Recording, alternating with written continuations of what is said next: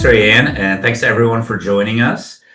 We decided today we are coming up, on the 250th of the American Revolution, but this year, 2025, is the 260th anniversary of the Stamp Act. And this was really a important galvanizing event at the beginning of the revolution that a lot of historians point to as, really the beginning of the story, if that's where you're going to start telling it. So we pulled some objects out today. It's going to be a little bit different. We're going to be looking at a lot of paper. The Stamp Act is an event for which there's very limited material culture in terms of artifacts, things like that. But what we do have are newspapers, documents, things like that, recording it. So we pulled some things from the collection to go through the Stamp Act, and we can take a look at it and think about it 260 years later. So Drew, if you want to pop to the overhead. So the story of the Stamp Act really begins with the end of the 7 Years' War, or the French and Indian War. This is one that saw France and Spain fighting England, and England was victorious, but did incur a great deal of debt. And we have here the Gentleman's Magazine for March 1765, which is actually the month that the Stamp Act is passed. So this was already heading to print when the Stamp Act was passed, so it's not reported in here. But we have this Gentleman's Magazine, thanks to Bruce Smith of the Kansas Society. And in it, we can see there's an editorial discussing the current state of affairs for the British Treasury. And one thing they're specifically discussing in here, let me raise it up so you can see it. You can see right there in the middle here, they're talking about the cost of the peacetime establishment following the war. And that total comes to £3,458,000 per year. That is an incredible amount for that time. England has, nearly doubled the size of its empire by winning the 7 Years' War, or the French and Indian War in North America. And now they have to occupy that, and they have to administer all of it. And it's interesting, if you come over to this column here, the writer says, "One would think, says he, that ministers consider it as a very polite measure, and one that will serve a double turn, to keep a debt of 10 million pounds hovering over our heads, to remind us that the glories of war are not without allay, and to become hereafter a stumbling block in the way of any future administration, upon whom the odious task may fall of laying taxes to discharge it." So this is really going into detail discussing how the British ministry is really in debt coming out of the 7 Years' War. They have this huge army they have to maintain. And so they start looking around for ways to help pay for that standing army and to start paying down that 10 million pound debt. And one way, actually, in the year before this, in 1764, Parliament passed what was called the American Revenue Act, or as we know it as the Sugar Act. This proved to have very limited success. It did raise some funds, but it really only taxed sugar. And so that is really just one little corner of the market, and they weren't really going to pay off those debts. And so they decided, they just needed to start looking around and thinking about different ways to raise more revenue and to loop in these new North American colonies to help pay for those debts.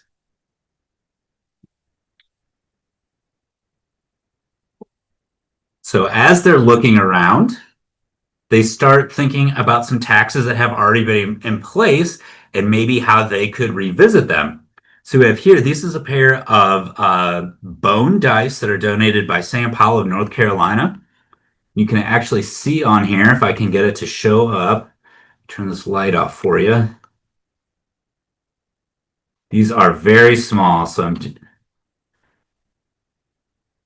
oh. We'll get it here in a second. Thanks for your patience. I turned it a bit.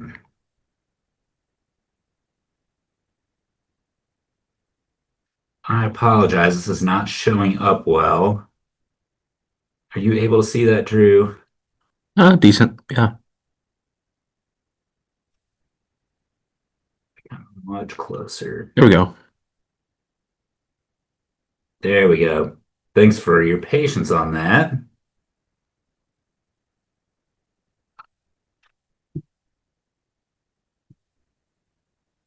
You can see here on this dice. Well, I'm going to just keep going on. I'm sorry we can't see it very well, but there's actually a very small crown GR on the surface of these dice. It's very difficult to see, but that is the official revenue stamp that had been in place since 1712. And this was really only in use in Great Britain itself on the islands. There it is a little bit. So this is being used for official documents, things like dice, playing cards, contracts, diplomas, marriage licenses, things like that. And this pair of dice, which I'm sorry, it's not showing up well on the camera, has one of these revenue stamps. And so, as Parliament is thinking about ways to increase revenue, they look at this stamp that has been in use for a while. And this covers a lot of different products or consumable things that have a wide use within the market.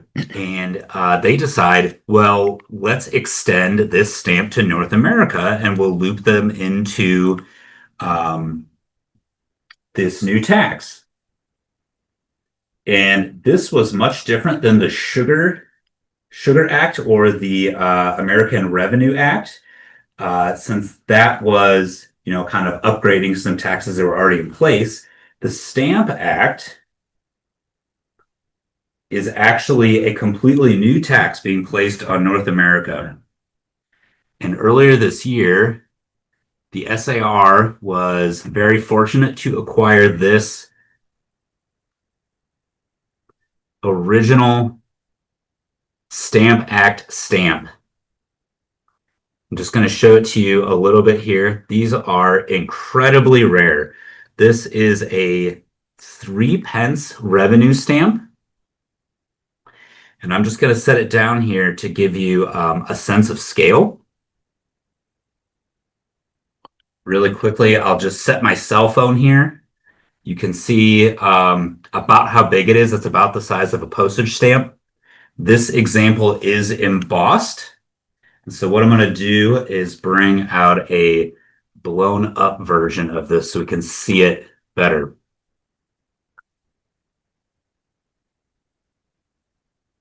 So in March 1765, Parliament passes the Stamp Act, and this puts a direct tax on all paper used in public for the North American colonies. And this means everything from, we talked about earlier with what was already in place in England, playing cards, diplomas, marriage licenses, newspapers, any piece of paper that's being used in public was going to have one of these revenue stamps on it. And this is, again, the first direct tax being placed on the colonies, and it has a very wide impact. Things like the Sugar Act, that really only has a profound effect on a small kind of corner of the economy, people who are really producing rum, things like that. But the Stamp Act really hits consumers across the economy. Everybody has to do legal documents, things like that. So the entire population in North America really feels this. And there is almost immediate pushback against that. And this is an early instance of a lot of the colonists coming together, and they are angered by this new tax. It is also problematic because it has to be paid in pounds sterling, which means you have to have currency from England to pay your tax for any type of document. So that's an issue because there is not a lot of that specie in North America. So this particular example is an embossed one. So this likely would have been on a smaller legal document, but really anything you're going to be doing that has to go into the public record. So paying a debt, graduating from college, things like that. So it really has a profound effect. And those very quick and immediate protests to the Stamp Act, even before it is enforced, means that in the 13 American colonies that would become the United States, the Stamp Act is virtually unenforced because the revenue collectors are intimidated by crowds of angry citizens, and they relinquish their posts or refuse to um, enforce the Stamp Act, knowing that their neighbors, these are people that they know that they live with, they're angered by this, and so there's great pushback against the Stamp Act. And that's one reason as well that these are so rare to find today. The Stamp Act in North America was repealed 11 months later. Parliament got the hint. They realized that this was not going to work in North America. Lord Grenville, who introduced it, had asked his ministers in North America if they thought this would work, and all of the royal governors in North America said, "No, this is a bad idea. Don't do it." They did anyway. But so it was only in place for 11 months, and the majority of North American colonies did not enforce it. So very few examples of these were ever used. So this particular embossed example, again, would have been on a probably some type of tax document or a small contract. But this really is a galvanizing event in the years leading up to the American Revolution. And this is an important moment too to remember. We're looking back with a hindsight of 250 years, 260 years actually. At this point, colonists in North America are not thinking about revolution yet or thinking about the Declaration of Independence. They're really thinking about protecting their rights as proud British subjects. And this direct tax without representation, which about 2 years later, an article actually printed in London would for the first time use the phrase taxation without representation. And it's because of the Stamp Act that you really see this galvanizing effort. And it is British subjects who, although they live on the other side of the ocean, feel that their constitutional rights as British subjects are being infringed upon. This away quick. And so the Stamp Act is pretty quickly repealed, but Parliament very quickly puts into place the declaratory acts, followed by what we know as the Townshend Acts. And so this debate about the rights of British subjects very quickly enters the popular discussion. So this is a copy of the Boston Weekly Newsletter from Thursday, August 25th, 1768. And this was generously donated by Jim Williams of the Illinois Society. And on the front here, there's an editorial called Answers to 15 Queries Addressed to the Committee of Merchants. And so they are just talking about all of the stuff that's going on and how Parliament is passing all these new taxes, things like that. And there's some really good examples in here of the type of discussions that are starting to happen. So I'm going to have a hard time to get this to focus, but we're right down here at number 7. And you start hearing language like this, quote, "He who asserts that a freeman of America is subordinate to a freeman of Great Britain advances a paradox, not to be reconciled by the English Constitution, and having once broke through the grand barrier of our liberty and admitted this unnatural subordination, superior power will alone determine its limits." So reading that, knowing, for us, we know what's going to happen in the next about 20 years, that seems very prophetic to think about the revolution that's about to be underway.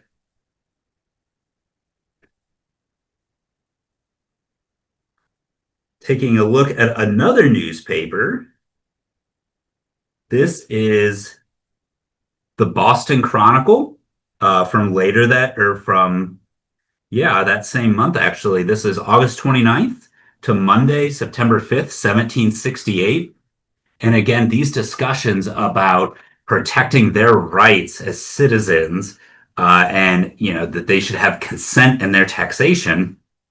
And the word liberty is really what they latch onto. And this is Still not, we should still at this point not think of this as a revolutionary moment, but this is citizens protecting their rights.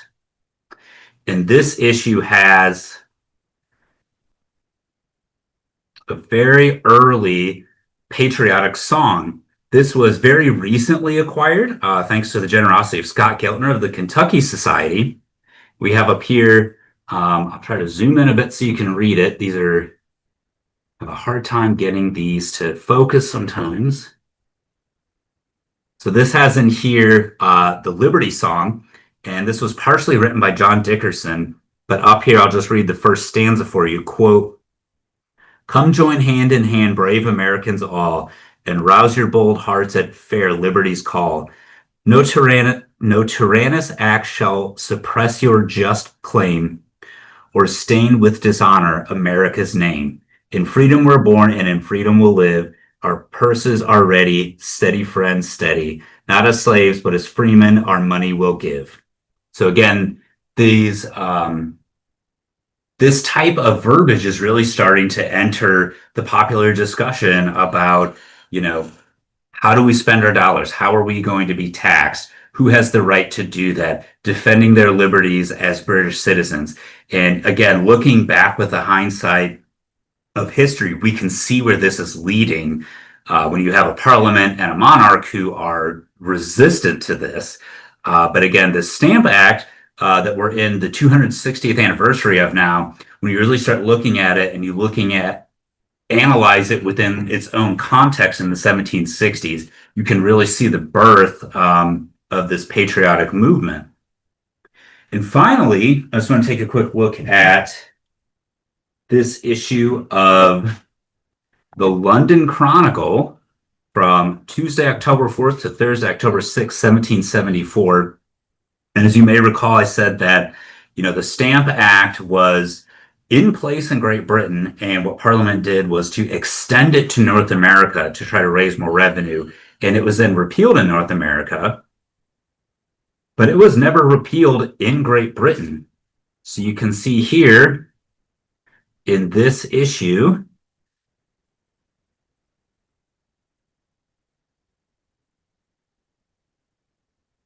we have here, there is that Stamp Act.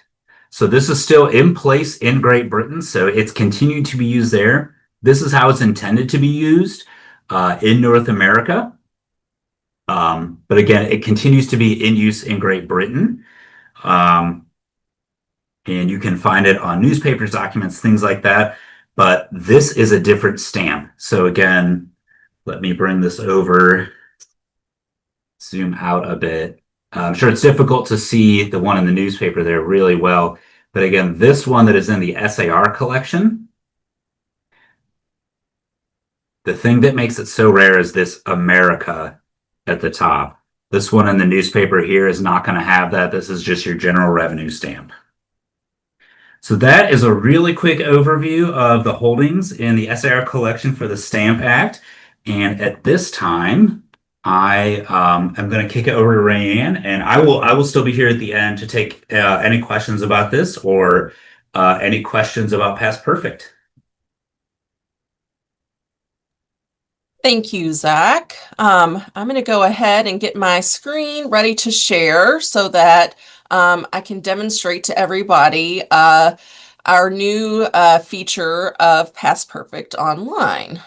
Okay, can we all see the SAR site now? Okay, great. So I'm just first starting off just to show you how to navigate and to get to this Past Perfect Online. And so Past Perfect is a software system that we have been using for many years here at the SAR to catalog our museum objects, archives, special collections. And so this is a very popular software for societies and museums of our size. And so we have had this for many years, and for many years we have wanted to upgrade to the online version. There are many benefits to using an online version. Let me navigate us there first. So at the SAR site, you click on the education button at the top. That's going to take you to the Outreach Education site. Once you get there, under Collections, you will see SAR Collection Catalog. And that's going to take you right there to our collection catalog.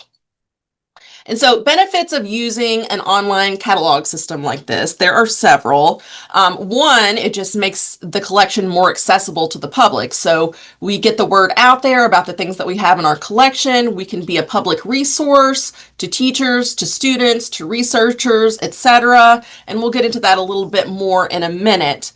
The other thing for us on the back end of it is it's a lot easier interface for us to use when we're cataloging. So if we are working from home, we can log on a lot easier instead of having to, log on remotely through our computers at work. We can just go to our online access and access it very easily without any of the lag, anything like that. We do want to let you know that there are different versions of this. There's the public version that we're going to look at right now, and then there's the back, staff version. So everything on the public version, you don't have to worry. There's only certain fields that are shown to the public. So nothing proprietary will be shown. Nothing, no donor contact information, no values or insurance information, anything like that. Only the information that we decide that would be beneficial to the audience, to the public, to know about the items in the collection. So there are several different ways that you can use this site. If you're not sure, if you don't have something that you're looking for in particular, my favorite thing to do is to just go up to this random images section at the top, and it will just give you a selection of items from both the objects, the museum collections, as well as the archives. So that's why you're going to see here 18th century objects, but you're also going to see things like medals from the SAR, institutional things as well that are held in our library and special collections. And so I like to just, take a look at these, and it can kind of give you a good idea of the flavor of the collection, the type of things that we have. And then if you're interested in something in particular, you can click on it. You can either view the metadata for the image, or you can view the whole catalog record. So let's go ahead and do that. And so the amount of information that we have on each item varies depending on the object, what we know about it, the provenance, that sort of thing. So this one only has a little bit of limited information. It's got the dimensions, it's got the donor information donated by Tony L. Betts Sr., and then it's got additional pictures that you can click on. And the good thing about this software is that it supports really quality high-res images. And just to note, this doesn't have every single item in our collection yet on here. We are working to add more and more as the days go by.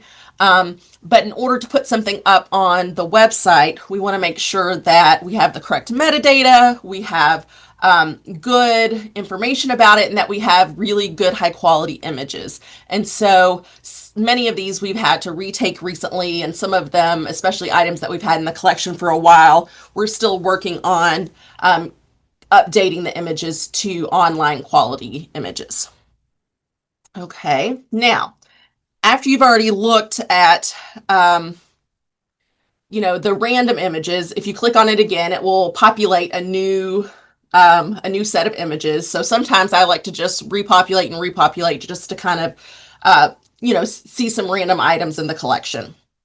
Now, if you do want to look at just items in the archives, you can look here. It will start populating them, or you can search specifically by donor or by item, etc. You can do that with objects as well.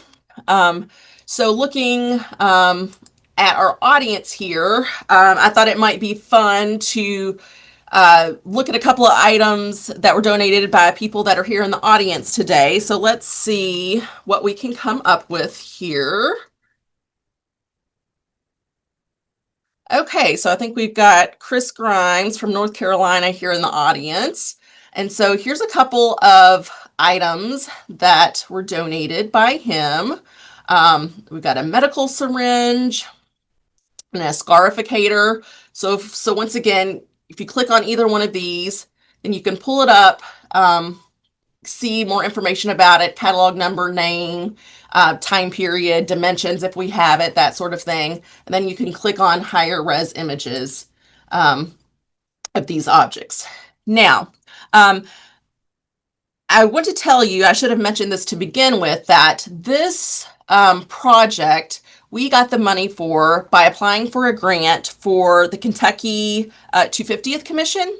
And so that was what, as I said, we had been wanting to do this for a long time, and that was what kind of brought us over the finish line and made us able to make this happen, was that grant from Kentucky 250. So we definitely want to thank them for that grant that made this possible.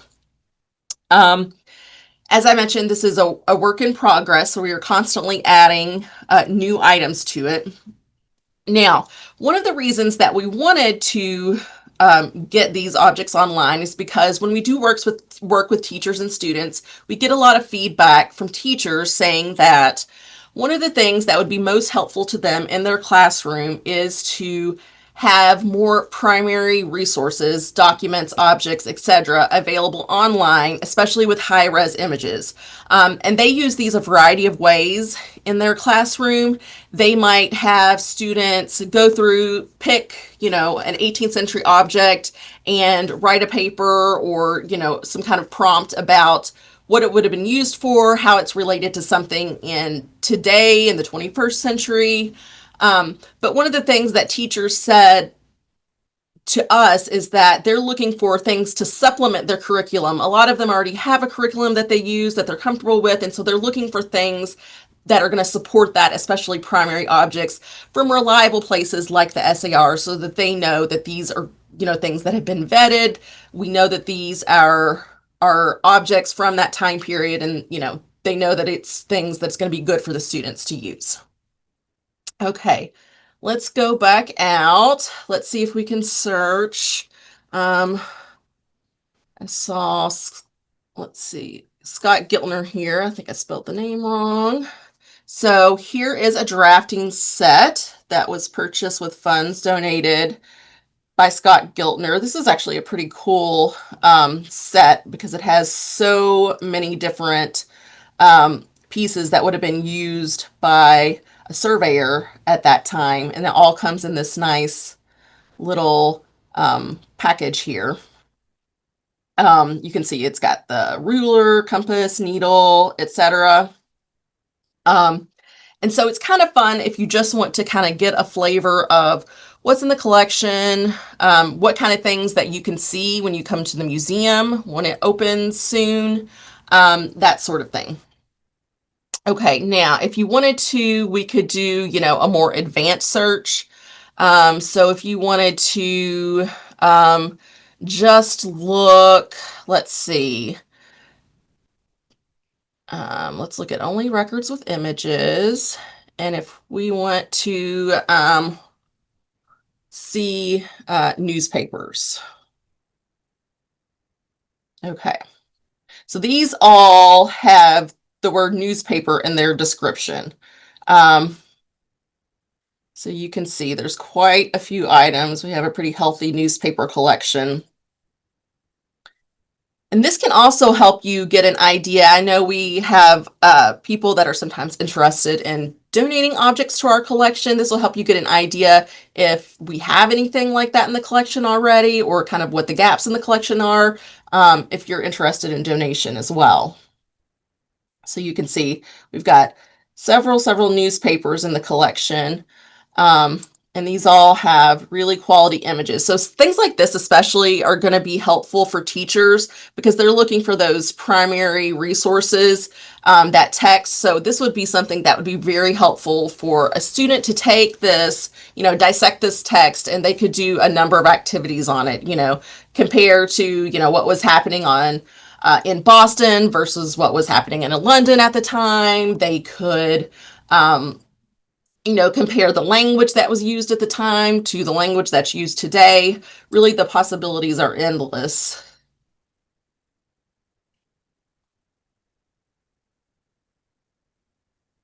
Okay, let's go back out. Going to search Stamp Act here, since that's what we were talking about. Okay, we've got a couple of the things that we talked about. We've got the dice here. Some of these objects just have the word stamp in them, so that's why they're coming up. But it does kind of give you just kind of a good overall overview of the different type of items in the collection.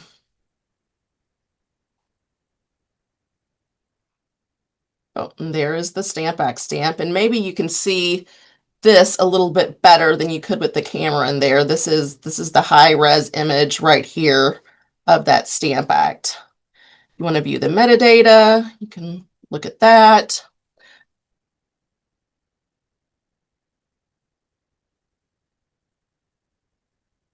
You can see this one is in the archive collection.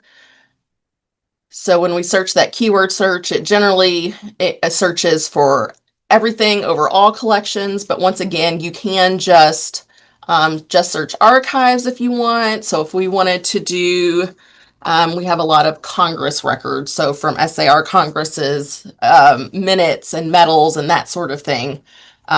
So these are a few samples of, some of the institutional things that you'll find on here as well. The SAR Congress medals are some of my favorite things in the collection because they're all really intricate and beautiful. And now we've got really fabulous photos of a lot of them.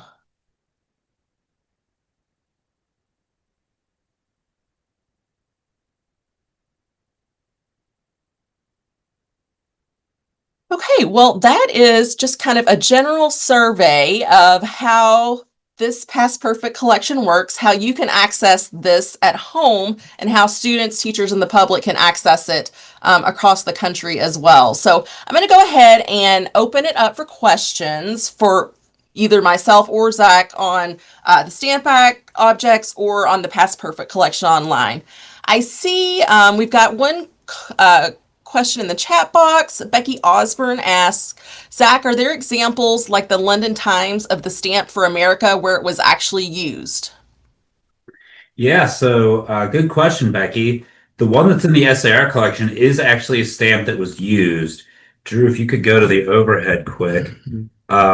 Somebody had the vision to save this example. So I'm going to flip it over so you can see on the back. Oh, Rand, can you stop sharing your screen, please? Oh, yes. There you go. There we go. So here is that stamp. You can see on the front here. Turn this off so you can see a little bit better. There we go. I'm going to actually flip this over. And Jacob, could you turn this light off right here? Sorry, we are bleeding this out so you can't see it. You try at an angle like that seemed to work last time. There we go. So you can see right here above my finger.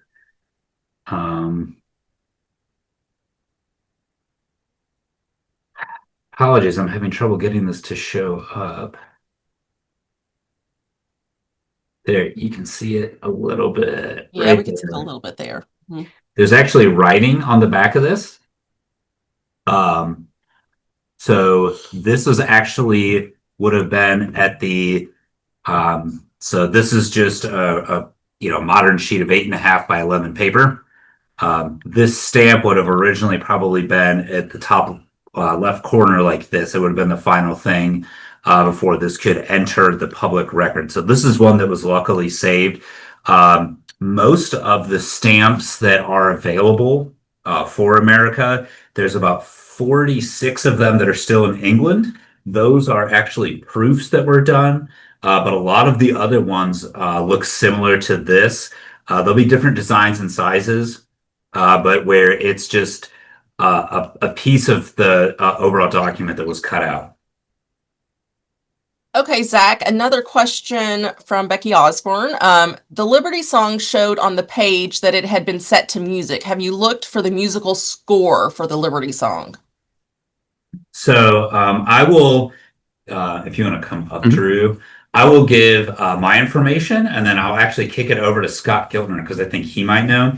But in the newspaper here, it actually says that this is advertising that you could buy this in sheet music form. It's neatly engraved on copper plate the size of a half a sheet of paper, set to music for the voice, and to which is also added a set of notes adapted to the German flute and violin. So it was set to music. Scott, do you happen to know the particular song? Yeah, this is one of the things I like about this song. The lyrics were set to the British tune "Heart of Oaks," which was the anthem for the British Navy. So what Dickinson did here, or whoever did it, is they took a patriotic British song, took the British lyrics away, and applied American lyrics to it. So they're transposing a patriotic British tune to become a patriotic American tune. That's great. Thank you for jumping in. I think that just makes it that much more significant for the moment. Yeah, and yeah, as some of you know, I'm a fifer, and this is one of the songs we play. All right, sounds like a concert at Spring Leadership. We're more than happy to do it. Okay, Zach, we got another question in the chat box from Jonathan Dickey. Remind us of the time periods for which you are collecting two-dimensional and three-dimensional items. The Stamp Act suggests that you're going back in time to a few years before the start of the revolution. Yeah, so good question, Jay. Thanks for being here. The SAR defines the era of the American Revolution as 1763 to 1801. So that's the core of the period that we are working to interpret. But that does mean that, for two-dimensional and three-dimensional, we can go back well before that 1763 date, as long as we can use it to interpret that time period. So, the Stamp Act is firmly within that 1763 to 1801 timeframe. So that's really the sweet spot. But, especially before those things, material culture documents can be used to interpret that later period. Good question. Thank you.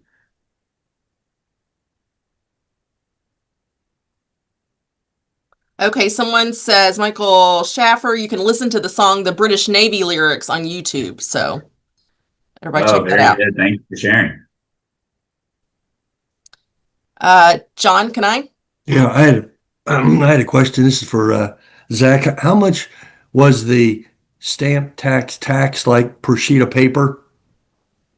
So it depended on the nature of the transaction. So the fact that this one is a 3 pence stamp, that means that it was probably for either a very small contract or a very limited value payment. As you start getting up into, very valuable land indentures, you start seeing like a 2 shilling 6 pence stamp, which is much bigger, which is, much more significant sum. So it had to do with the value of the business being transacted on the paper. Zach, that sounds like a pretty complicated system to track all this. It doesn't seem like a very simple system to value it and calculate the tax, isn't it? Isn't that very complex? Yeah, that was part of the criticism, is that it was just going to make everything so complicated. Don't quote me on these numbers, but I believe there's something like 43 individual points within the piece of legislation itself, the Stamp Act. And then there's an additional, it's over 60 points about how to actually execute the tax itself, how it should be affixed to the paper, where you do it, how to collect the funds, where those funds should be sent. So it was very cumbersome, which was one of the criticisms of the tax itself, other than, the fact that British subjects in North America felt that their rights were being infringed upon. Okay, any other questions? All right, well, we did want to let everybody know that we have our date for the winter selections from the collection already. It is going to be February 5th, 2026, so mark your calendars. This one is going to be a little bit different. Some of you may remember that last winter we did a hybrid event, so that's what we're going to do this winter as well. So if you're local here, you can come to our library and watch it live. But of course, we're still going to be doing it virtually for those of you elsewhere. It is going to be at 6:30 p.m. Eastern Time on February 5th. And the theme of this one is going to be cooking implements, that sort of thing. And so if you're here in person, we'll probably have a few, things to eat, that sort of thing. We'll do some tours of the museum in progress. And, online we'll have, some of the objects that you're going to see in the magazine coming up, as well as some other special ones. And so we'll see you then on February 5th. Does anybody have any additional comments or questions? All right. Thank you so much for joining us as always. And once again, this will be up on YouTube soon. Thank you.